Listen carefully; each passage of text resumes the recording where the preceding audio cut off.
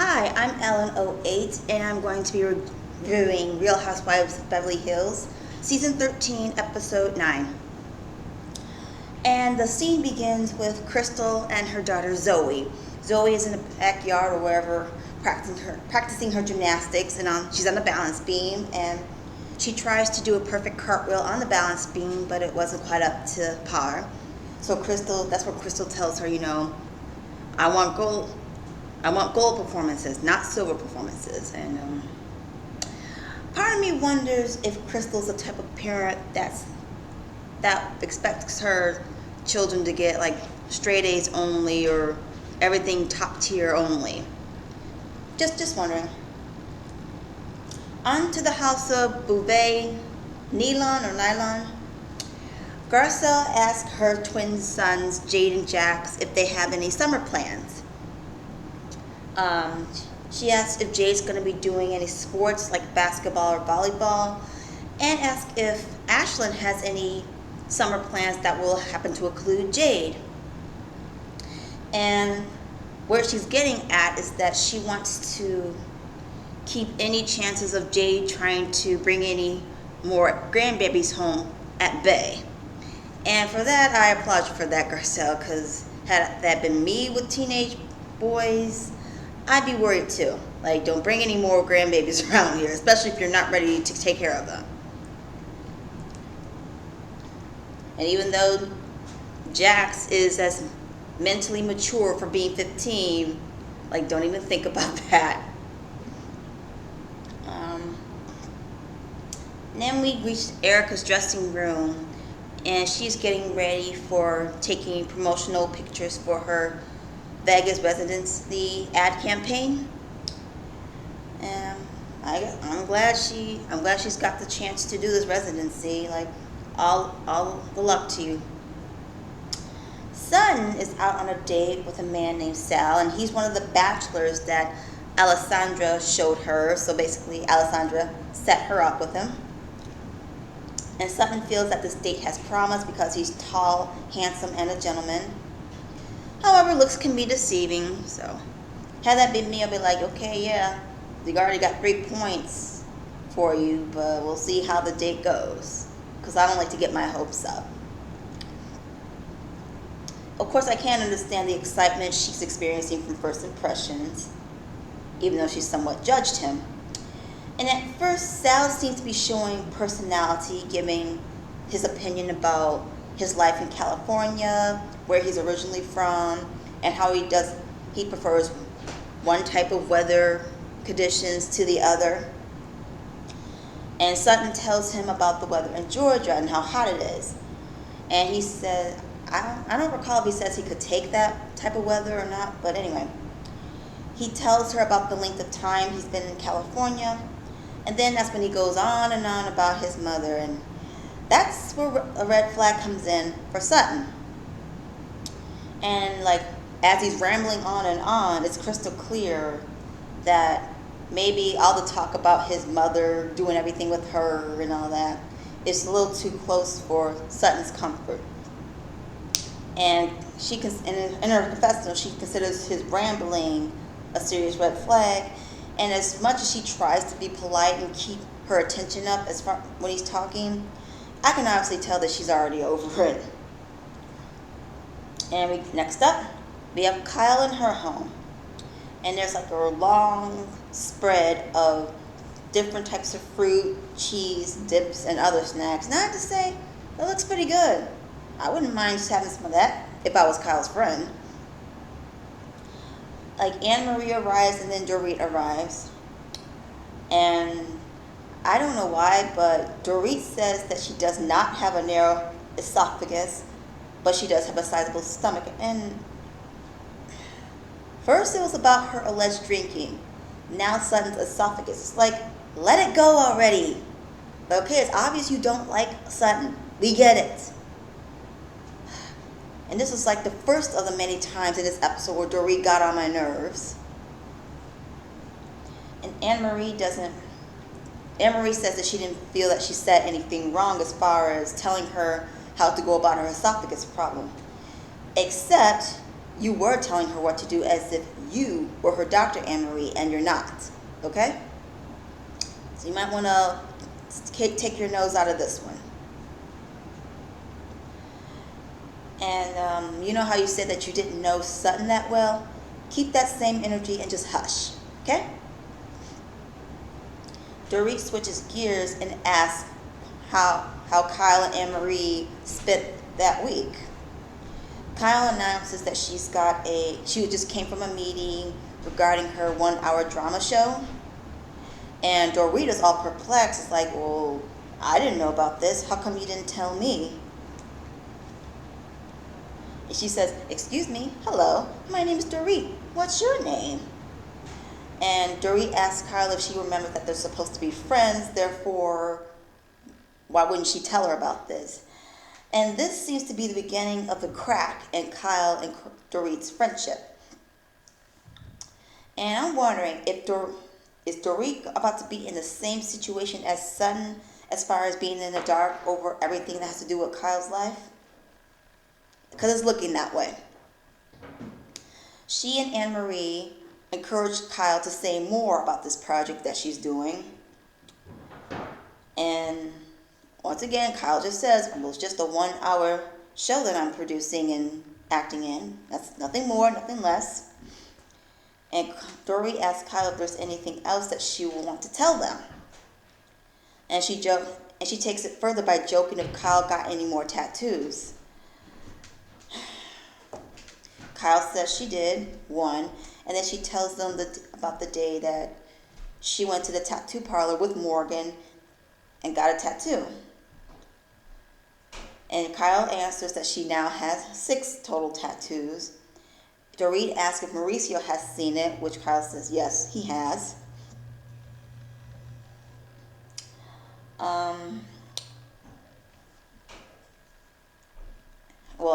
Kyle says she showed Maurice, and he was obviously ignored by it. I was getting an incoming call, I'm sorry. And then again, what can you expect from somebody that tells you not to get any more? Even though you didn't listen to him, and you're not going to let anybody, especially your husband, tell you what to do. Kyle then tells them about Morgan Wade's last visit. Anne-Marie asks, who's Morgan? And Dorit answers, new best friend. And do I detect a little bit of jealousy in that tone? And Kyle tells them that she got a letter K tattooed on, Kyle tells them that she tattooed a K on Morgan's body, and reason that Morgan could spell out any word with that letter that she wanted. And Anne-Marie and Dorit are even more perplexed.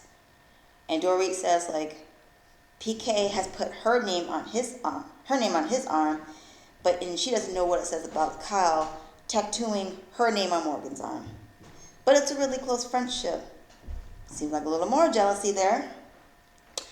Dorit compares Kyle's 2-year friendship with Dorit with Kyle's 7-year friendship with her, and says that Kyle has never tattooed a D anywhere on her body. Okay, and honestly, to be fair, I do understand where Dorit's coming from, that it's odd, yet there's some potential jealousy in there and worry that she could be replaced as Kyle's best friend. And Kyle tries to appease Dorit, offering to get another tattoo of the letter D as an initial for Dorit's name. In the next scene, Garcelle and Erica meet for lunch. And Erica reminisces about being friendly with Kyle the first time she met her. And I just have to say, when I first saw Garcelle and Erica getting together in season 10, I thought it was really nice to see 2 strong and beautiful women bonding with each other. I mean, that was really nice. And then they fell out somewhere in season 12. And now Erica's happy to be getting back to a place where she and Garcelle can bond over drinks again, and hoping it'll butt into something even more, like a real friendship. Erica talks about getting her Vegas residency, how grateful she is for it, but she's not sure if it's going to be the answer to all of her financial legal problems. Garcelle tells her that a friend will be joining them, and Erica guesses if it's Denise. Garcelle says it's not Denise, but Denise will be attending the Taco Tuesday event hosted by Crystal. And I have to say, I'm glad that even Crystal gets along with Denise, because despite her behavior and whatever past stuff, I think Denise is a really cool person. She seems to have a really nice and sweet personality. I could see myself talking with her or hanging out with her. And the mystery person that's joining them in their get-together is, drumroll please, Sutton. They greet Sutton, and I noticed that Erica doesn't have this hostile, angry attitude towards Sutton anymore, so that's pretty nice. Garcelle invited Sutton because, one, they're all single ladies, therefore they can all hang out. Number two, Erica and Sutton have a great time once they let all the negative stuff go. So Garcelle wants to see what will happen from them being at the same table and within the same building. And from what we've seen in this scene, everything's all gravy here. Sutton says that she and Erica are good and that Erica makes her laugh. Erica jokes that Sutton makes her frustrated, but it's all good with her too. Erica tells Sutton she almost sent her something about gossiping in the South, which is, we don't gossip, we put you on the prayer list. And Erica then says that maybe they should put Denise on her prayer list.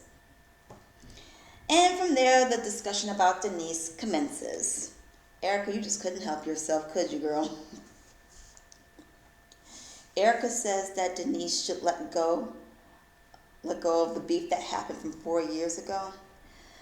And let me just say, while some people get over beef faster than others, a person does not have the right to tell other people to let go of something that happened, especially if they're still bitter or angry about it. For instance, Dorit tried to tell Garcelle that what happened was a year ago and why can't she let it go? Well, why would you expect Denise to let go of something that happened to her 4 years ago?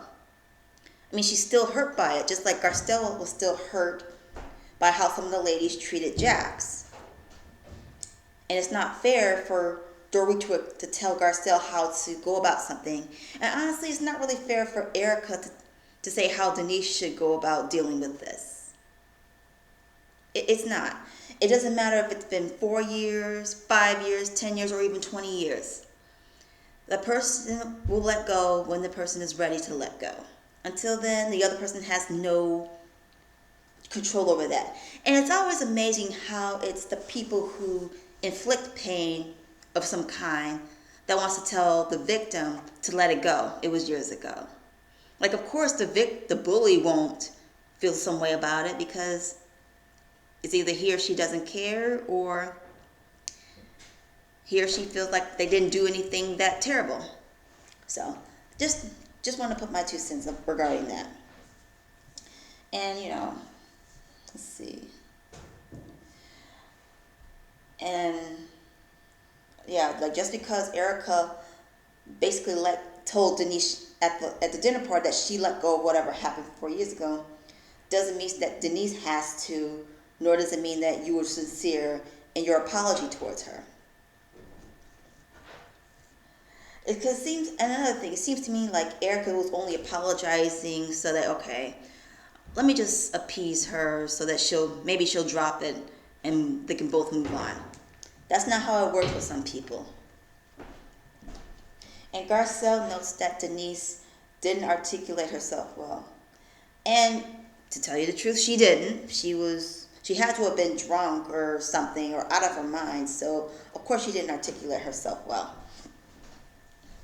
But Garcelle said that she saw Denise after the party, where she was more sober and much more clear. Denise said that she was still bothered about Erica's comment regarding teenagers already having threesomes. But Erica explains that she did not say that. She said that it's a possibility that teenagers as old as 14 already know about threesomes. Like she said, like they know what a threesome is if they haven't had one already. And Garcelle says, well, has been holding on to that and just wants to get it out of her system. And then, I don't know why, but Erica brings up her own public scrutiny, which lasted for almost 3 years, and that she took a beating with that. And at that point, she felt that she either had to turn the page instead of harping on it anymore. And again, just because you had your public scrutiny and you chose to just turn the page and move on from it, doesn't mean you can expect Denise to do the same about what she went through. Like, you can't tell somebody how to feel and can't use your own situation as a measure for how somebody else should act. That's not fair for you. Like, she's just basically saying, I let it go, how come Denise can't? Let's see. Garcelle asks what will happen on Taco Tuesday when Erica and Denise see each other. Erica has decided that she's just going to have a great time on Taco Tuesday, but she will be prepared for what will happen once she walks through the door. Sutton is very nervous about Lent ending that following Friday, because then that means Erica's promise to not fight with the ladies will be over by then. The ladies keep ordering some more drinks, and it really looks like they're having a pretty good time. And not a single deal was made over Sutton drinking.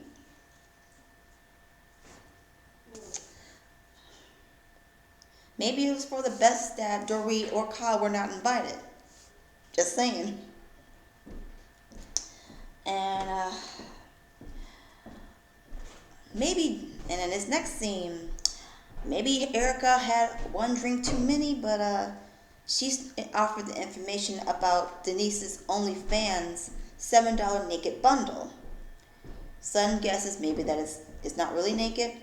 Erica says it is, and it starts out as porn. Am I to gather, like, before we get into the Taco Tuesday event, it's like, am I to gather from her knowing all this that Erica subscribed to OnlyFans and took a look at what pictures Denise was taking of herself, and she already paid the money to see certain things? I mean, she had to, because that's how invested she was into this. And Garcelle says that doing OnlyFans seems to be beneath Denise and that she can do much better than this. Okay, as far as OnlyFans, I don't have much of an opinion on it. I know that it's not for me, because what will be the chances that somebody I know that's subscribed on there and happened to come upon pictures of myself, either in lingerie or less? I mean, I'm not supposed to care what people think if that's what I want to do, but it's just the whole scrutiny of it, or like them using it against me. But I'm not the type that's interested in doing OnlyFans, so no judgment on me if Denise or anybody else wants to, because it's not my business. Then they all decide that they've had enough drinks, and Garcelle asks if Sutton has anybody driving her home. Sutton says that she has a driver, and Garcelle wonders if it's the same driver that Sutton has made out with. And that will be used later on in the Taco event. Stay tuned. Kyle FaceTimes with Anne-Marie, who is in Hawaii, and Kyle's sprucing up for the Taco Tuesday event. Kyle tells Anne-Marie that Erica and Denise will both be there within the same vicinity. The look on Anne-Marie's face, when I saw the look on Anne-Marie's face, I'm thinking, oh right, she was there when Denise tried unsuccessfully to go off on Erica while she was inebriated or whatever else was going on with her. Okay.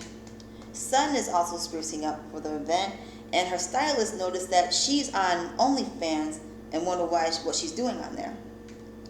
Sutton tells them about the lunch that she had with Garcelle and Erica told her about Denise being on OnlyFans, so that's why Sutton is paying $12 to see some pictures of Denise and adding a $7 tip to see an uncensored version of it. And per Sutton's reaction, Either Denise was totally naked or wearing little to nothing.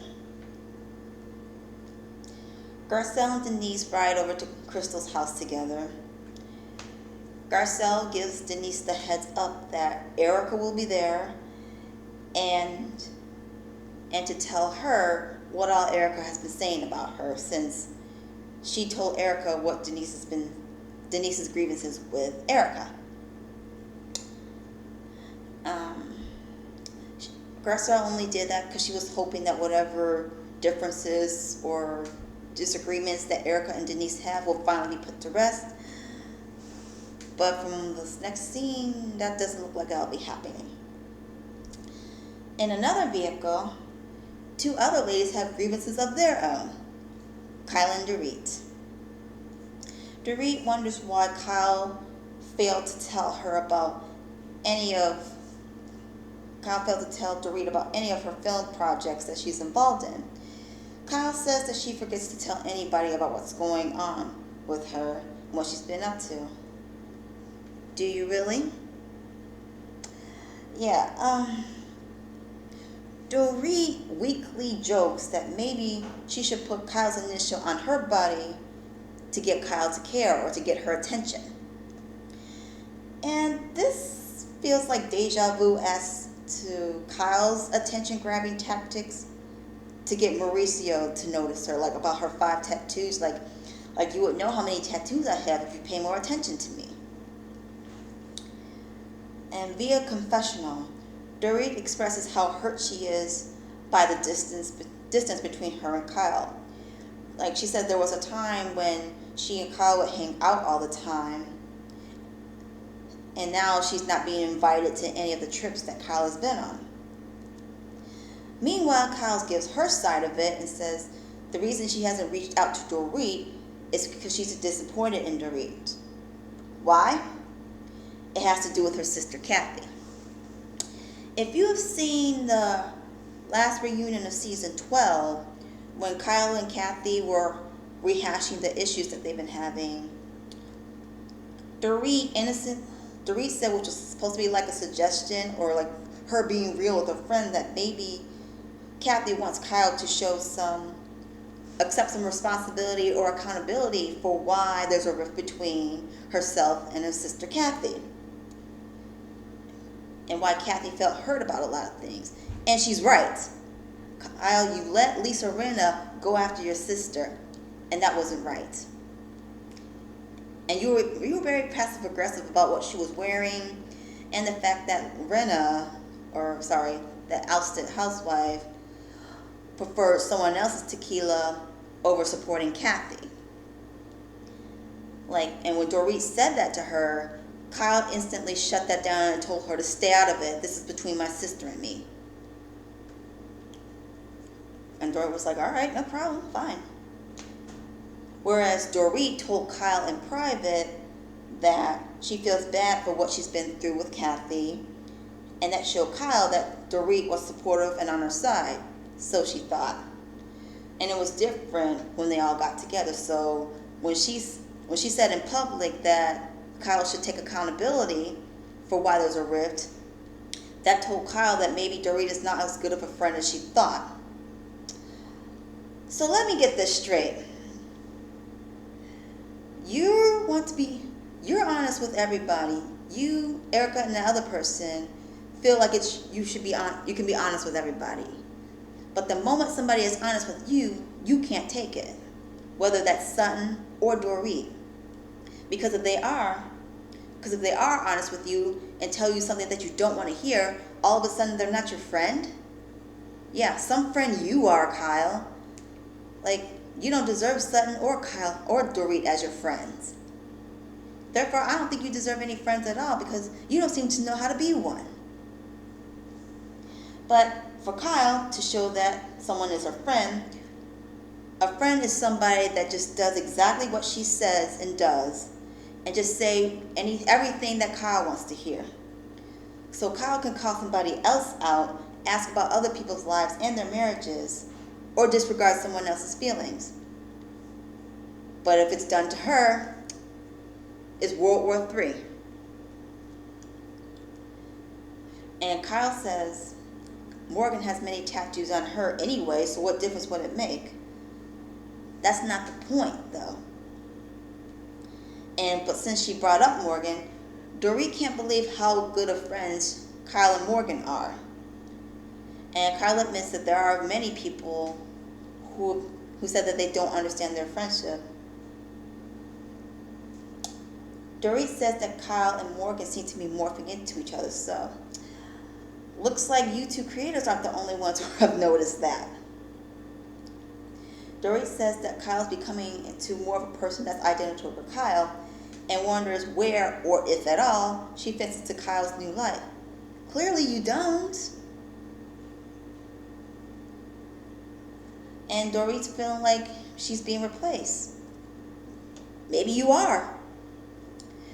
And I wonder if she feels bad about trashing Sutton. And I say this because she took part, along with Kyle, of making fun of Sutton. And I wonder if she's watching all these episodes now and realizing how Sutton is feeling being on the outs with Kyle for daring to ask about what's going on in her marriage. Because Dorit, you asked Kyle what was going on in her marriage. She didn't go off on you like she did with Sutton. So maybe you should feel bad about laying into Sutton the way that you did, Dorit. Because basically, you and Sutton Bays will be sailing in the same boat at this point as far as Kyle goes. I'm just saying. At Crystal's house, Crystal has some friends over. Nia, she's the first one to arrive. And Crystal loves hosting parties, and she seems to be in great spirits when she's getting the food ready and all the other party stuff going on. The protein choices she has for tacos and nachos are chicken, pork, fish, and duck. And duck is a very interesting choice because I think I've had it when I was at a Chinese style buffet or some other restaurant, and duck is pretty good. Maybe I should try having duck meat for tacos. And Crystal says it's a classic Asian cultural thing to have a lot of food, to have some food left over from cooking so much. And she says that the table is empty. That means the guests go home hungry and that you were a bad host. So she figures it's a good idea to ensure that there's a lot of food and a lot of to-go boxes. Why does part of me want to go over to Crystal's house and eat? I can tell I will have a good old time. I always wanted to have like authentic Chinese food, so that would be my kind of meal. Kyle and Dorit are the next to arrive, and Dorit meets Nia, which brings us to the following confessional of Dorit's. I'm always surprised with how many friends Crystal has. I mean, I know that it's number minus 14, but still. That's in reference to 14 of Crystal's ex-friends dropping her from their group. Nia says that she saw Kyle and Dorit, possibly from the photos or videos of when Crystal was enjoying her birthday party in Vegas. And basically especially at the Magic Mike Theater. Kyle asked Nia if she's ever been to the Magic Mike show in Vegas. Nia says that she's been twice while her husband was performing at the Cosmopolitan. Who is her husband that performed? Mr. Bill Burr, as in comedian Bill Burr. If you haven't heard of Bill Burr, he did some episodes of Dave Chappelle's show, and he has his own comedy specials on Netflix. Check him out if you're interested. Dorit tells her that one of the ladies that will be attending had a meltdown at Magic Mike. Why are we talking about this again? And Dorit, why are you bringing this up to somebody that you just met? Let it go. Another way that Dorit is getting on my nerves. And Nia was like, nope, I'm not going to ask all that. Wait. Like, nope, let's not go there. Garcelle and Denise arrive next. Excuse me. Crystal introduces Garcelle and Denise to her friends. And then Erica arrives. Erica wonders why people are all outside instead of inside. But mainly it's because the drinks are out there and that's why everybody's out there. Erica admits that she's cold, irritable, and Denise is the last person she will want to see right now while she's feeling cold and irritable. Denise explains to Dorit that after she went home from Kyle's dinner party, she had a fever of over 102. Dorit's not convinced, but she's going with it anyway. And I thought Sutton was the last one to arrive, but that's Kim. But Sutton is the next to arrive. And I need for Dorit to just cut out the snippiness with Sutton.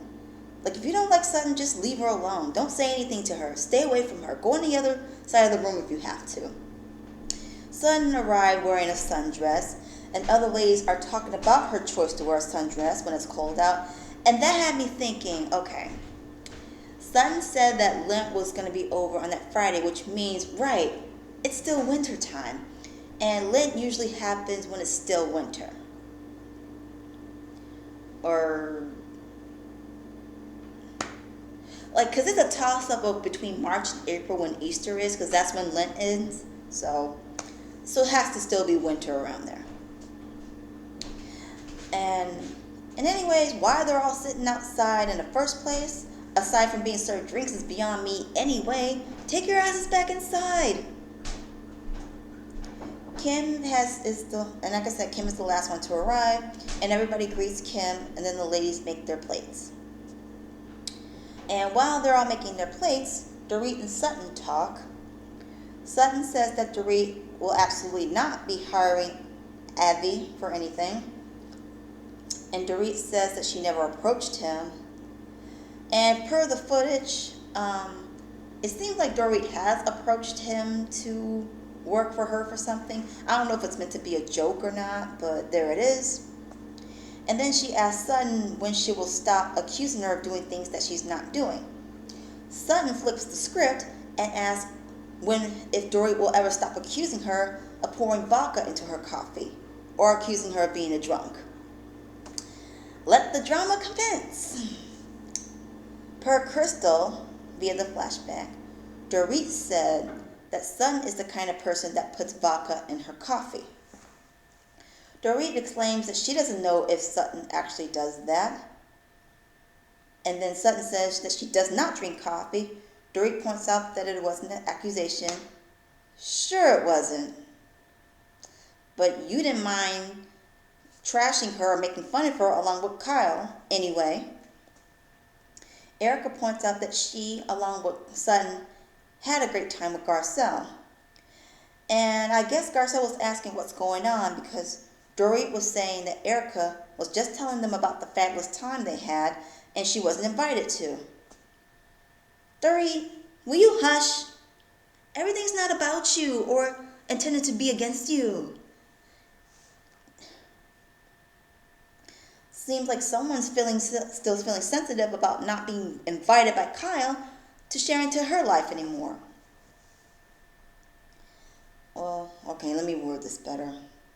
Dorit, are you still feeling sensitive of not being invited or being excluded from things? Because that's what it sounds like. Then Erica announced that Garcelle told about Sutton making out with their driver. Why? I don't know. And is it me or did Erica seem gleeful about announcing it in front of everybody? Clearly the alcohol has set in. Dorit expresses her disbelief that Sutton made out with her driver. And Sutton says it was like a make-out session out of Happy Days. And Dorit says Sutton is making something that's supposed to be sexy very unsexy. Dorit runs her mouth some more to Garcelle, except it's about accusing Crystal of stirring up trouble between herself and Sutton. Is that what she's really doing, Dorit? Or are you being called out for your crap? Because let's be honest, you were helping to talk about Sutton behind her back along with Kyle. That's what you did. Own up to that. And Garcelle responds that she's surprised that Crystal is speaking up about anything. Dorit complains that for someone who doesn't say much, Crystal is always saying something behind someone's back and stirring the pot. Oh, you mean like you and Kyle did, Dorit? That and like that? And as you're about to do later on in this event? Sutton tells the ladies that she went to go see her horse Santos, who got his unstable. Sutton also points out that she can communicate with her horse, and Kim chimes up that she communicates with animals too, so she can relate. And then Nia changes gears and asks Sutton what happened in Vegas. The problem is Sutton does not know that Kyle and Dorit already filled Nia in about her meltdown at the Magic Mike Theater. Here we go. Sutton explains that she didn't like seeing the leg spread or one of the dancer's face in Erica's crotch area. But Sutton still will not admit that she was expecting to be brought on stage and wore pants hoping to be brought on stage. Nia asks whose legs was it that were spread. Sutton says that it was Erica's legs and Crystal's. Actually, it was just Erica's. I don't remember seeing Crystal's legs spread. But whatever. Sutton doesn't know why she has to explain herself. But you did it anyway, sweetie. And as she doesn't know why she's explaining herself, I don't know why we're about to hear about this again. I thought we were over this. And again, Kyle and Dorit, why are you bringing up Sutton's meltdown? Why? Like, you must really cannot stand Sutton that much. And then, while Sutton says she doesn't know why she has to explain herself, here she is doing it again anyway. She said that she wasn't in a good headspace, and she admits to ruining that night for others. And she thanks Mia for asking. Part of me wants to think that it's sarcasm dripping in her voice, but like per the look on Mia's face, like, okay, sorry, no need to bite my head off.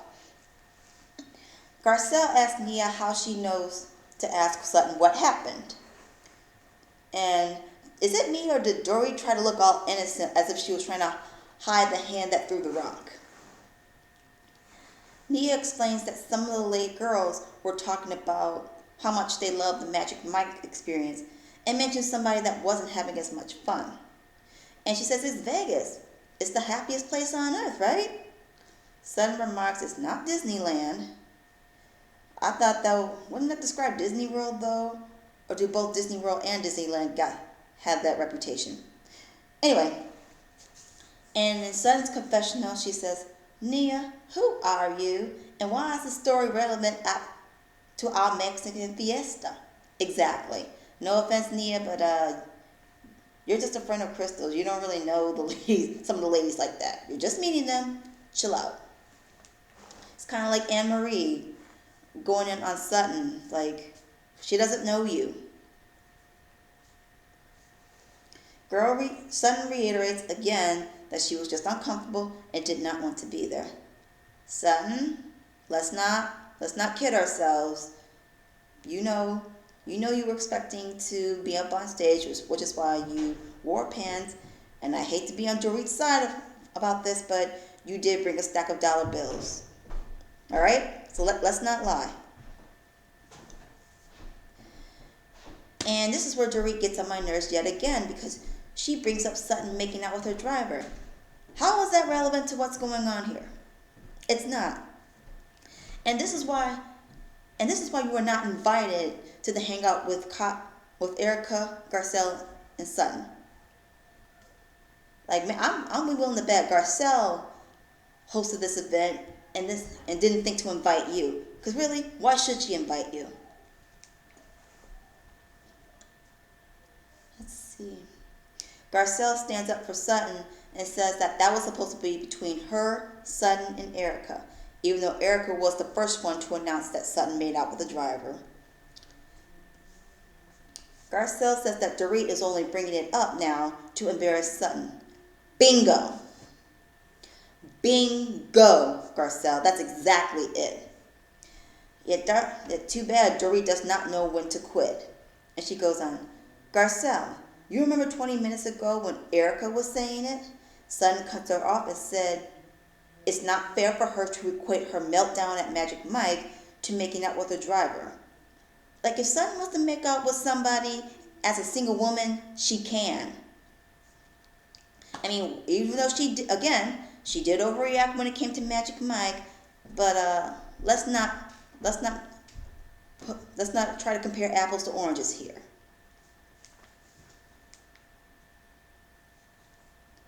Like Sutton says, her driver has become a friend, and she enjoyed making out with him. And anyways, Dorit, why is that any of your business? Like, once again, you are telling somebody else's business that has nothing to do with you. You did it with Crystal and her eating disorder last year. Now you're doing it this year in front of Sutton. Like, yeah. Why don't you worry about your own love life? Aren't you and PK having some problems of your own? Aren't you worried about the rumors regarding you and Mauricio? Yeah, worry about that.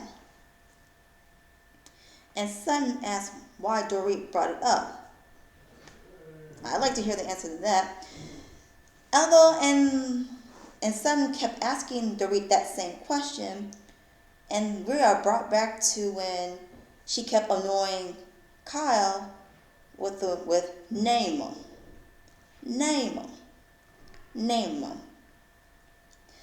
And while I brought up Kyle, Kim, and Erica are in the other room listening to the shouting, and Kyle is hearing her keep questioning Dorit, like, why'd you bring it up? Why'd you bring it up? Why did you bring it up? And Kyle was experiencing deja vu with her moment with Sutton. And I can't help but notice Crystal's friends, like, with their eyes darting back and forth and smiles on their face, they are clearly loving every moment of this. It's like Thelma Harper says, boy, I bet the neighbors are just loving this.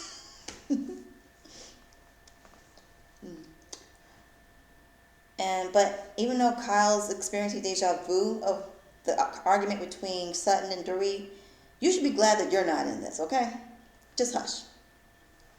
Dorit says that the reason she brought up her making out with her driver is because Sutton talks about her prudish behavior, and now she finds out that she made out with her driver. Again, that's not your business. Like, so let Sutton make out with her driver if she wants to. And once again, Garcelle says that Dorit just wants to embarrass Sutton. And Dorit suggests giving people the benefit of the doubt, people being Dorit. Dorit wonders why it's okay for Erica to scream across the room, yet Garcelle doesn't say anything to her. And I don't know why Garcelle didn't say anything to Erica either, because as she said, it was supposed to be between her, Erica, and Sutton. So I don't know why Garcelle didn't say anything to Erica, because technically Erica announced this first. And Dorit just says that this is just another reason for Garcelle to take issue with her.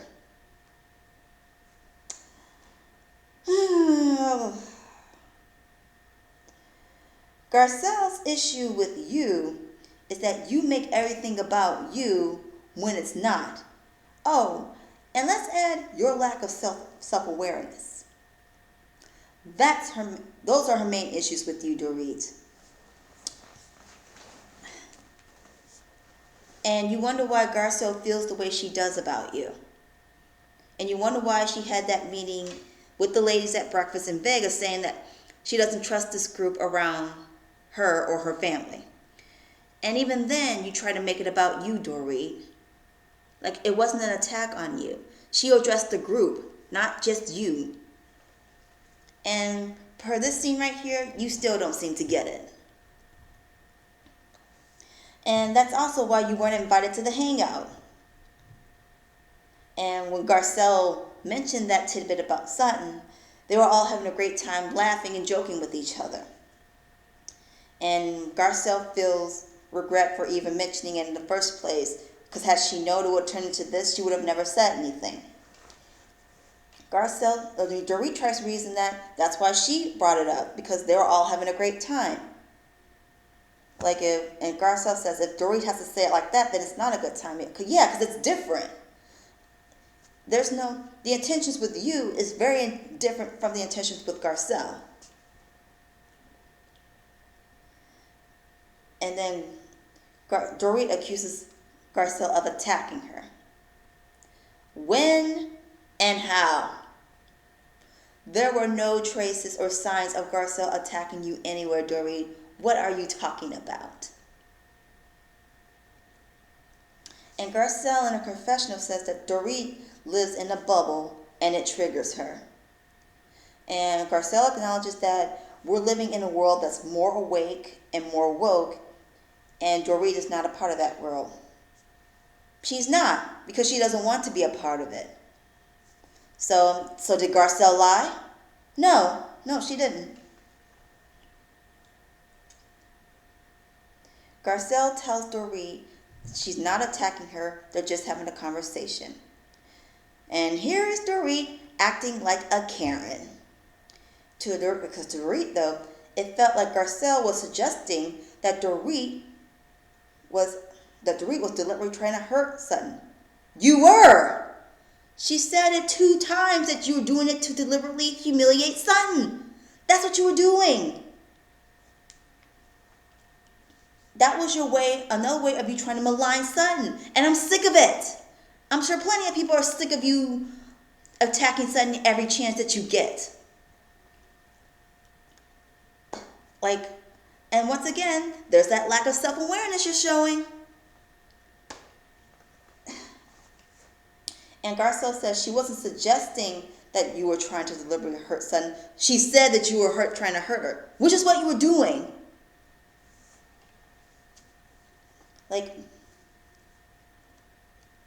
And to think, in season 11, Dorit was one of the people that accused Garcelle of not being direct or not saying what she feels. But in Vegas, when she was telling you what she was feeling, you didn't want to hear it. You were saying, let it go. It was a year ago. Doesn't matter. She still feels the way that she felt, and she lets you know. And apparently you still have a problem with her being direct with you because you think that she's trying to attack you. And Dorit was saying, Garcelle should just admit that she doesn't want to like Dorit. Okay. Let me get myself together. Dorit says that Garcelle should just admit to not liking her instead of pretending to do so. Well, maybe you should be the one to admit that you don't really like Garcelle, because it doesn't sound like you do. It doesn't sound like you give a damn about her anyway. And Dorit asks for a more accurate word than the word attack.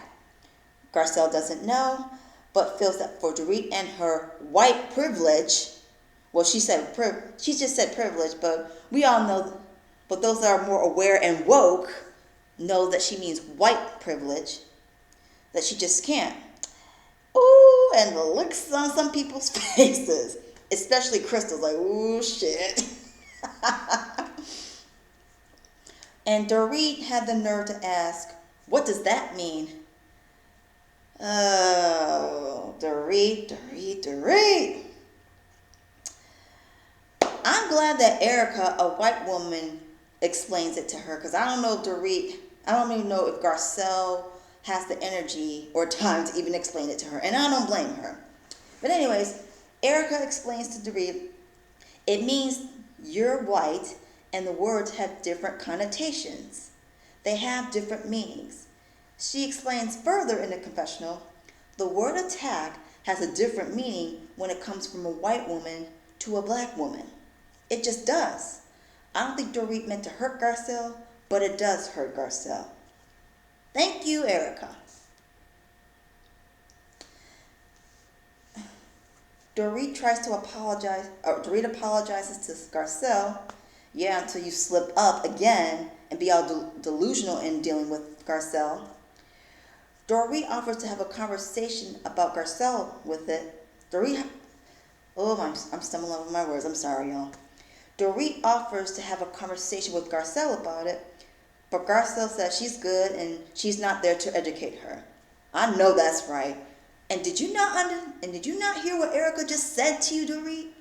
Why would you want to have a conversation about Garcelle? Erica just said it. Why aren't you getting it? Because you don't care to get it. You want to keep putting all the weight and all the responsibility on Garcelle to explain it to you as a means to annoy her. But I'm glad that Garcelle considers it done, because if Garcelle doesn't care to get it by now, then who knows when she will. Get it together, Dorit, please. Dorit says that she thinks Garcelle has already educated her. Has she, Dorit? Because otherwise you wouldn't have asked that question, and you wouldn't have offered to have a conversation with her about it. You don't get it. And it's highly unlikely you want to get it. And Garcelle responds that it's on Dorit if she thinks that Garcelle has already educated her. And here goes Dorit in her confessional, still clueless, saying that she doesn't know where all this is coming from, and that Garcelle should know what she needs to say. Garcelle doesn't have to say or do a damn thing for you, Dorit. She doesn't have to do anything you want her to do, but stay clueless though. This is why Garcelle says that she's good and that she's not going to educate you anymore, because it's not her responsibility to do so.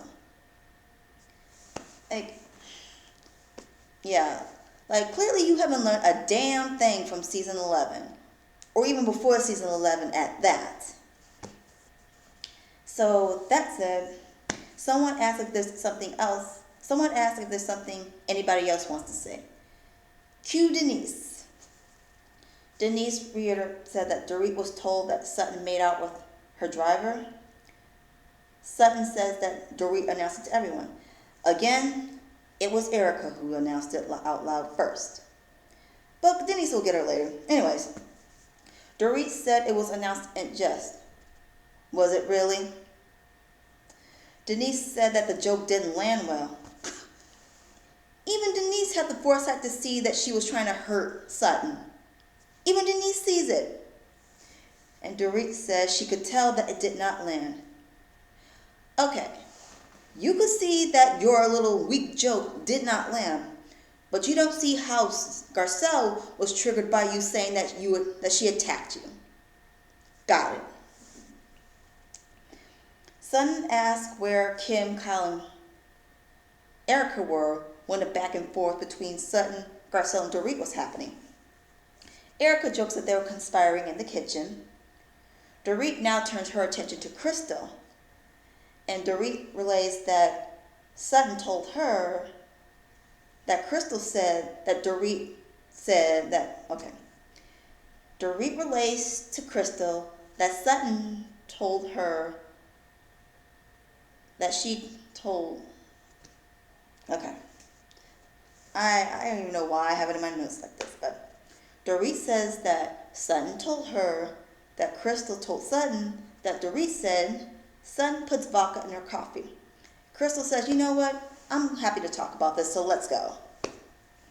And Crystal's worried Crystal wants to make sure that she doesn't get anything wrong. Dorit says that you probably already did get it wrong. But Sutton wants to nip this in the bud and say, you know what? Y'all can talk about me behind my back all you want. I know my life. I know what I've accomplished. I know what I have yet to accomplish. And I will always go forward. And y'all will be behind me because I'm moving at a forward speed. A simple say what you want about me will suffice, but whatever. And that Kyle and that smirk on her face. Kyle, you better be glad Sutton doesn't have this urge to smack that smirk off her face, because it would have been well deserved. And she had the nerve to be mocking her in her confessional. Kyle, yeah, you and Sutton don't need to be friends. Denise says that when Dorit brought up Sutton making out with the driver, it came out as judgmental. It was. And then Dorit tries to turn it around on Denise, asking if she cleared up her conflict or her grievances with Erica, because it didn't get resolved. Then goes further to ask if Denise and Erica ever talked about this. Dorit calls Dorit a pot stirrer, probably in jest. And Erica asks why Dorit had to give her the hot potato and that she does not feel like arguing with Denise. But Dorit keeps pushing and asks if Denise has anything to say. Denise is wondering what's going on. What is going on with you? Like, bring it down. Dorit announces that she's going to see her husband, who she hasn't seen in a week. Yeah, good idea. Go see your husband, honey. Go reconnect with him. Have a full-on makeout session that'll last 3 or so hours. Go ahead, get it.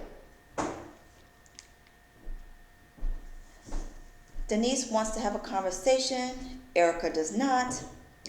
And when Denise asks why, Erica says, Denise, you had your chance to say something at Kyle's dinner party, but you chose not to. Like, Denise, you came in with an agenda, you called me a bitch, and I already apologized to you for whatever it is that you have against me. And then Erica brought up that Denise called her a effing bot monster, per what Kyle told Erica. Denise denies saying that, and what she really says that Erica was an effing dick, effing asshole. Well, she called Erica something at the bar. And Kyle said in her confessional that she doesn't know how she got that confused with the other description. Yeah, sure you didn't. Anyway, Erica wants to know what Denise's problem is and what she's upset about. Denise tells her that her insinuation about her daughters having threesomes at 14 was beyond inappropriate. Erica says that's not what it was about. She explains that children know way more about sex these days because they have easy access to the internet. And that's true. I mean, Jax had access to the internet to find out why his mother and his father divorced. So, yeah, she's right about that. And Denise snaps that it's her kids that she's talking about here. Erica then, I don't know why, she brings up Denise's oldest daughter, who's older than 14, I think she's like 18 or 19, being on OnlyFans. Okay, and Denise says that it's a low blow to throw that in her face, and then Erica says Denise was the one who came in hot, slurring her wrong words and calling her a bitch. And you expected for her to act like it didn't happen. You expected her to just take it. Erica asked if Denise never thought that Erica would go to OnlyFans, see what's going on, and not go as low as she can. Like, have you met her? And Denise says that Erica is a mean woman, and Erica's counter is, well, that's because you were asking for it. You started with me. But did she though? I mean, to be fair, you were rude to her years ago, and that's why she still feels some type of way about it. And she's gonna feel some type of way about it whether you want her to or not. And Denise says she didn't ask for it. Erica says that Denise shouldn't have come to Kyle's house acting the way that she did. And Erica says nobody remembers what happened 4 years ago. How convenient. But just because nobody remembers doesn't mean Denise doesn't or shouldn't. Like I said, she's allowed to be in her feelings about it as long as she wants to.